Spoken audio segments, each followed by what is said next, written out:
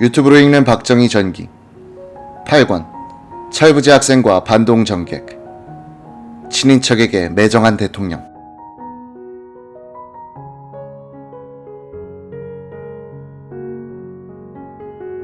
가난한 소장농 집안의 7남매 중 막내로 태어난 박정희는 대구 사범학교와 만주 군관학교, 일본 육사, 조선 경비사관학교를 거치면서 형제 중 유일하게 고등교육을 받았다. 그는 군인 시절부터 친인척 관계에 대해서는 결벽증이 있었다. 공사 구분이 확실했던 박정희는 현실을 무시하지 않는 선에서 친인척들의 공적 개입을 저지하곤 했다. 1960년대 한국 사회는 유교 중심의 조선족 500년을 거치면서 형성된 가족주의와 온정주의가 번성하고 있었다. 가족 중 한 사람만 권력을 쥐더라도 일가 친척 모두가 잘 먹고 잘 살게 되는 전 근대적 풍토는 여전히 살아있었다. 5.16 집권 초기의 박정희는 혈연 정치의 병폐에 대해 그의 책 우리 민족의 나갈 길을 통해 국가 권력을 무궤도하게 악용하는 말세적 정치 현상이라고 비판했다. 박정희는 친인척 관리를 비교적 합리적으로 처리해갔다. 가장 가난했던 외가 쪽 수원 백씨 가족에 대해서는 최소한 생계를 보장하는 선에서 경제적 지원을 했고, 고령 박씨 친가 쪽은 자유업을 허용하는 반면 관공서와 결탁하는 사업에 대해서는 극력 저지했다. 물론 정계 진출도 억제했다. 처가 쪽은 경제적으로 풍족했고 고등교육을 받은 사람들이 많아 그들의 능력대로 정관계로 진출하는 것을 대체로 묵인하는 시기였다.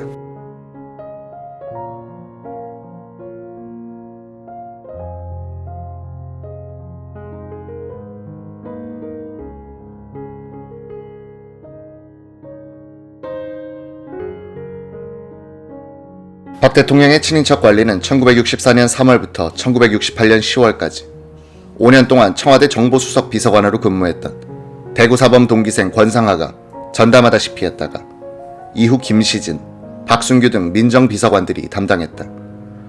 1975년 무렵부터 박정희는 친족들의 청와대 출입을 금지하는 한편 큰형 박동희의 장남이자 자신의 장조카인 박재홍을 통해 매달 한 번씩 친족들의 소식을 보고받는 식으로 대처했으며 가난한 친척에게는 약간의 생활비를 편지와 함께 전해주곤 했다. 권상하 씨는 당시를 이렇게 회고했다. 저는 박 대통령 친척들로부터 매정하다고 욕먹기 일쑤였고 대통령으로부터는 질책이 빈번하여 참으로 어렵고 고단했습니다. 박정희가 대통령이 되자 무엇보다 주변 사람들이 순박했던 대통령의 가족들을 가만두지 않습니다. 박정희가 제5대 대통령에 당선될 무렵 둘째 누님인 박재희는 남편 한정봉과 경북 상주군 옥산면에서 조용히 살고 있었다. 박정희가 어렸을 때 업어 키우다시피 한 누님이었고 장성하여 만주 군관학교로 갈 때에는 여비를 마련해주기도 했던 누님이었다. 동생이 대통령이 된 직후 이 부부는 상주군의 모 국회의원에 의해 설득돼 재산을 다 처분하고 서울 성북동의 작은 한옥 한 채를 세내어 살기 시작했다.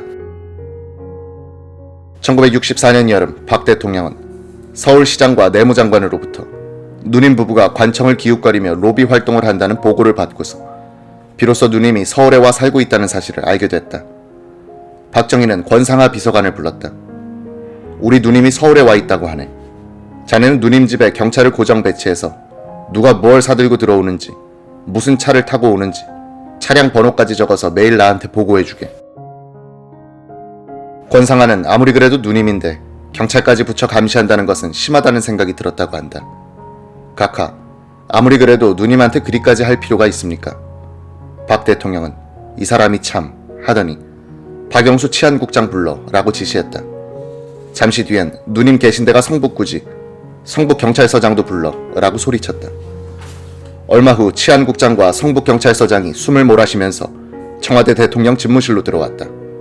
경찰서장은 영문도 모른 채 대통령 앞으로 불려나오게 되자 보기에 안쓰러울 정도로 벌벌 떨고 있었다. 박 대통령은 두 사람을 세워놓고 이렇게 말했다. 내가 오늘 치안국장과 경찰서장으로 오라고 한 이유는 내 누님 한 분이 상주에서 당신들 관내로 왔기 때문이다.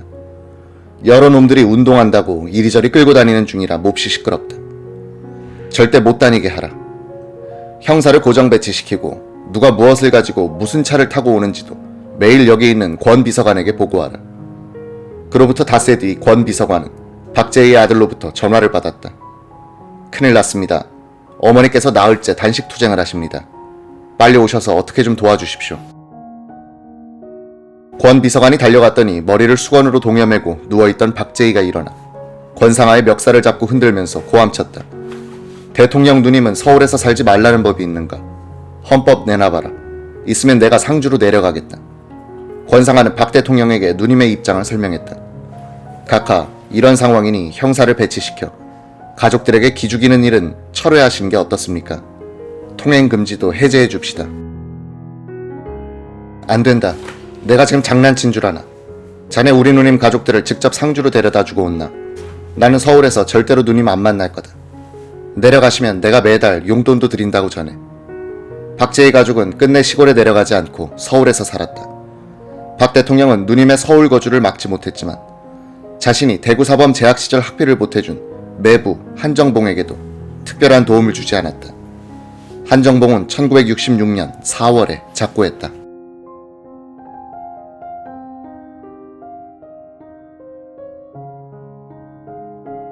(1961년) 가을 최고회의 의장 박정희의 조카 박재석은 대구에서 고물트럭 2대로 운수업을 하고 있었다. 집안 형편이 어려웠던 1950년대에는 박재석이 전방에 근무하던 삼촌 박정희를 찾아가 쌀과 생활비를 얻어오기도 했고, 박정희가 이혼 문제로 고민을 할 때에는 박재석에게 심정을 털어놓고 이혼 수속을 부탁하기도 했었다. 박재석보다 5살 위인 삼촌이 최고회의 의장이 되자 그의 주변에서는 사업을 함께 하자는 사람들이 생겨났다. 그들은 원조 자금으로 수입되는 원목들을 부산 앞바다에 둥둥 띄워놓고 보관료만 받으면 되는 목재 보관업을 하자며 박재석을 설득했다. 박재석의 역할은 정부 관리를 설득해 계약을 성사시키는 일이었다. 박재석은 농림부 장관 장경순 준장을 만나 각하의 가족인 저희들도 먹고 살 수 있도록 목재 보관업이나 하게 해주십시오 라고 부탁했다. 장경순 장관은 그럼요, 도와드려야죠 라며 담당국장을 불러 도와주라고 지시했다. 목재 보관업은 그동안 자유당 출신 국회의원 최모 씨가 매년 정부와 계약을 갱신하면서 운영해왔다. 그것이 하루아침에 최고회의 의장의 인척에게 넘어간 셈이 됐다. 1962년 초 계약이 성사되자 박재석과 동업자들은 부산 상공회의소 2층에 40평 되는 방을 빌려 여직원과 전화를 둔 사무실을 차렸다. 한 달쯤 지났을 때 박재석은 부산 시경국장 박영수 헌병대령으로부터 만나자는 전화를 받았다. 박 시경국장은 찾아온 박재석에게 하소연했다. 아이고 종시어른, 이거 말이 많아서 안 되겠습니다. 최모락하는 국회의원이 서울 시내 다방에 당기면서 얼마나 떠들어놨던지. 누가 모락하는디요? 거 목재 보관업 해오던 양반 아니습니까? 제가 몇십 년 해오던 것을 빼앗아 묵었다고 온 동네 소문을 내는 통에 어른께서 노발대발이십니다. 자유당 출신들은 평생 해묵고 우리는 해묵으면 안 됩니까? 우째야 됩니까? 죄송하지만 당장 사업 그만두셔야 하겠습니다. 저를 봐서라도 회사 문 좀 닫아주이소. 박재석은 그 길로 회사를 정리해야만 했다. 1962년 4월 20일 박재석은 기분 전환을 할 겸 장모와 처 5살 배기 둘째 아들과 함께 서울 창경원에서 열리는 5.16 산업박람회를 구경하러 상경했다. 최고회의 의장 친인척의 경호 및 감시를 담당하던 경북 선산지서 정복과 장영택 형사도 동행했다. 박재석은 남대문 옆 작은 호텔에 방을 얻었다. 장 형사는 바로 옆방을 얻은 뒤 상부에 동향 보고를 했다.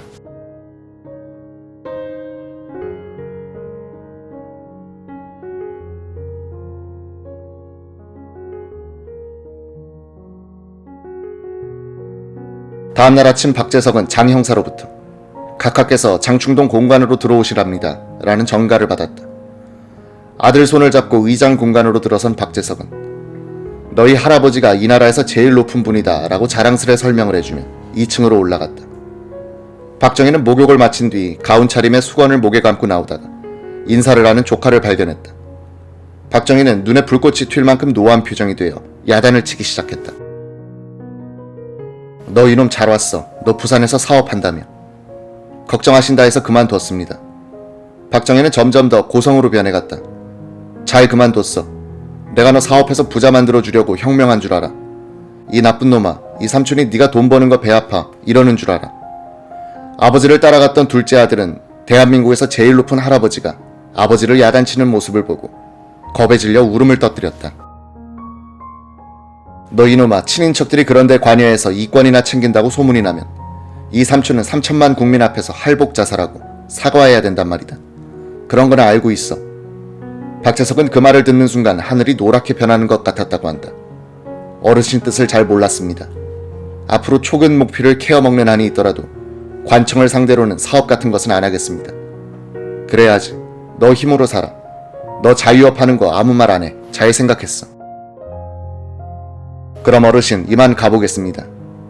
박재석은 그 길로 대구로 내려가 운수업을 계속했다. 한때는 지프를 개조해 택시 사업도 했지만 교통순경들이 자주 벌금을 몰리는 통에 경북 경찰국장실을 찾아가 대통령 가족들을 도와주지는 못할 망정 매일 딱지를 떼니 못살겠소라고 항의하자 경찰국장이 교통과 경찰들에게 앞으로 이 차량 번호에는 손대지 마라고 지시했다. 운수업으로 약간의 돈을 모으게 된 박재석은 선산의 가족묘를 새로 단장하는 등 묵묵히 집안 대소사를 도맡아 했다. 1972년에 그는 2번 부도가 난 변압기 제조 회사 국제전기를 인수했다. 때마침 새마을 전화사업 바람을 타고 매년 흑자 경영을 했다. 사업을 확장하려 했지만 은행에서는 대통령 가족이란 사실을 알고 대출을 해주질 않았다.